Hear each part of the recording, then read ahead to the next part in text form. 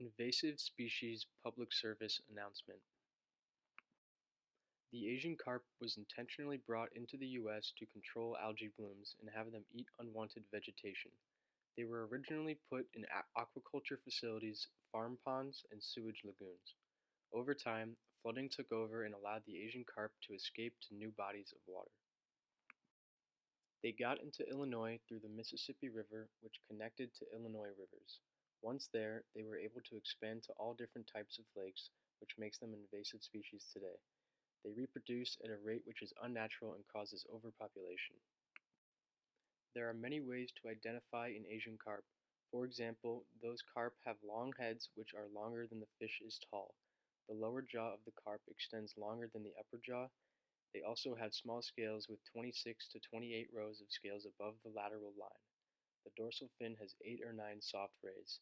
The anal fin has 13 or 14 soft rays, and the gill rakers are long. Invasive species have many impacts on our Earth. The environmental impacts of invasive species consist of reduced biodiversity, decreased quality of natural resources, overeating of vegetation, and the destruction of habitats for native species.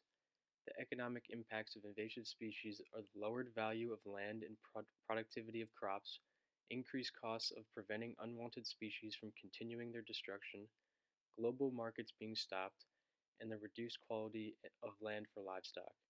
The human health consequences are increased spread of disease, lowered abundance of food and clean water, and reduced land for living and building upon.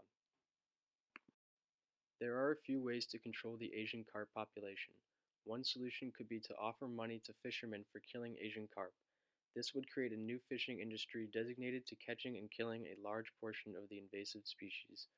Another solution would be to find and introduce a new animal species that preys upon Asian carp and will naturally control their population. Lastly, you could genetically modify the Asian carp so that when they breed, their babies would die shortly after birth. To do this, we would slowly need to capture Asian carp and genetically modify them. Over time, the fish will spread out and reproduce babies that won't live for much longer.